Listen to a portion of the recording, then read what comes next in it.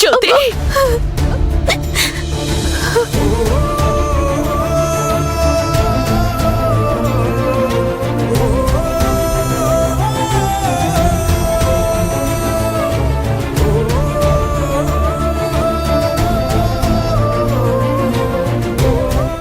జ్యోతి అమ్మా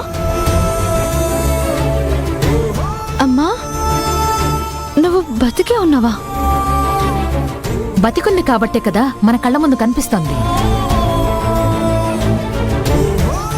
నేనిది అస్సలు నమ్మలేకపోతున్నాను. ఏంటత్తయ్య ఇదంతా? అసలేమైందమ్మా?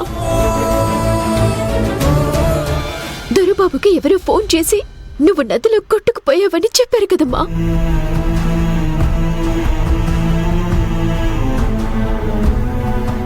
మీరందరూ నన్ను క్షమించాలి.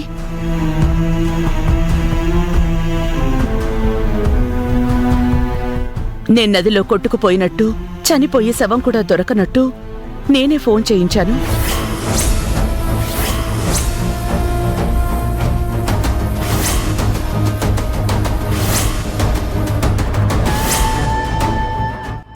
ఒక పక్కన నా బిడ్డ చనిపోయిందన్న బాధగా ఉన్నప్పుడే నువ్వు చనిపోయావన్న వార్త విని నేను తట్టుకోలేకపోయానమ్మా.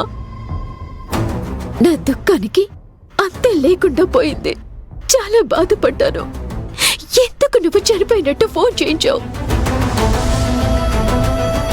పెద్దవారు మీరలా చేయడం కరెక్టేనా అత్తయ్య? అలా చెప్తే మేమెంత బాధపడతామో తెలీదా మీకు? కనీసం ఈ 6 సంవత్సరాల్లో ఎప్పుడైనా ఫోన్ చేసి మీరు బ్రతికే ఉన్నట్టు చెప్పుంటే బాగుండేది కదా. ఇంత వయసొచ్చింది, ఇవేం పనులుదనే? నీ కూతురికి పురిట్లో బిడ్డ చనిపోయి బాధలో ఉంటే ధైర్యం కోసం పక్కనుండకుండా మొక్కు పేరుతో వెళ్ళి అసలు ఇవేం నాటకాలుదనే? నువ్వు చనిపోయావన్న వార్త విని మేమందరం ఎంత బాధపడ్డామో తెలుసా? ఏ కన్న తల్లైనా ఇలా చేస్తుందా? అబద్ధాలకి దూరంగా ఉండాలి, పద్ధతిగా ఉండాలని నీతులు చెప్పి నువ్వే ఇలా చేయడం ఏంటమ్మా? ఎందుకు అలా చేశారో చెప్పండి అత్తయ్య. మీరు సైలెంట్గా ఉంటే మాకెలా తెలుస్తుంది? మీ అందరి కోపంలో అర్థం ఉంది, కానీ నేను అలా చేయడంలో పరమార్థం ఉంది. ఏంటి అత్తయ్య పరమార్థం? అప్పుడు పంతులు గారు నాదే జ్యోతిది ఒకటే జాతకమని, పుట్టే బిడ్డకి గండం ఉందని చెప్పారు. గుర్తుందా రాజీవ్? నాది మా అమ్మది ఒకే రకమైన జాతకమని, నాకు పుట్టబోయే బిడ్డ నాకు దూరం అవుతుందని పంతులు గారు చెప్పారంట. గుర్తుంది అత్తయ్య. అందుకే కదా మీరు 3 రోజులు హోమాలు చేయించారు. 3 రోజులు హోమాలు చేయించాం, కానీ కొన్ని పరిణామాలు ఫలితం సరిగ్గా ఉండకపోవచ్చని, అర్ధపుష్కరం పాటు తల్లి బిడ్డలు దూరంగా ఉంటేనే వాళ్ళకి ప్రాణగండం తప్పుతుందని పంతులు గారు చెప్పారు. కరెక్టేనమ్మా. దానికి నువ్వు చనిపోయినట్టు నాటకం ఆడటానికి సంబంధం ఏంటి? అదే చెప్తున్నాను జ్యోతి. నువ్వు నొప్పులు పడుతూ హాస్పిటల్లో ఉన్నావు కదా, అప్పుడు నీలాంబరి నా మీద అటాక్ చేసింది.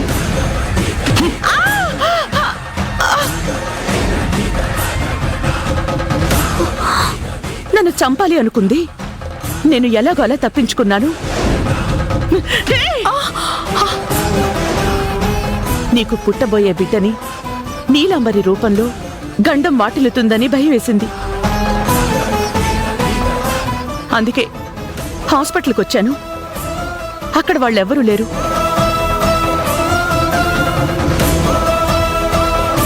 అదే సమయానికి నువ్వు ఆడపిల్లని ప్రసవించావు.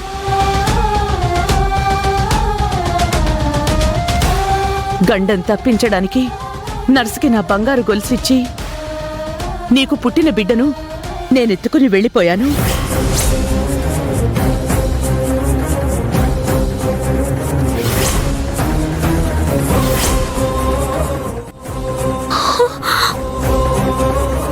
ఆరు సంవత్సరాలు నీ బిడ్డని నీకు దూరంగా ఉంచాలంటే మీరు నా కోసం వెతకూడదు. అందుకే నేను చనిపోయినట్టు ఫోన్ చేయించాను.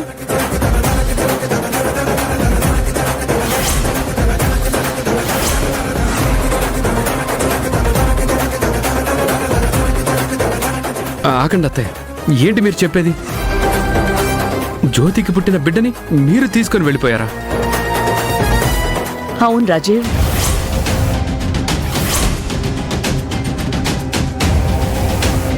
అక్కకి పుట్టిన ఆడపిల్లని నువ్వు తీసుకెళ్లిపోవడం ఏంటమ్మా? ఆ ఆడపిల్లని ఎవరికి తెలియకుండా నేను ఎత్తుకెళ్ళి పెంచుకుంటున్నాను కదా.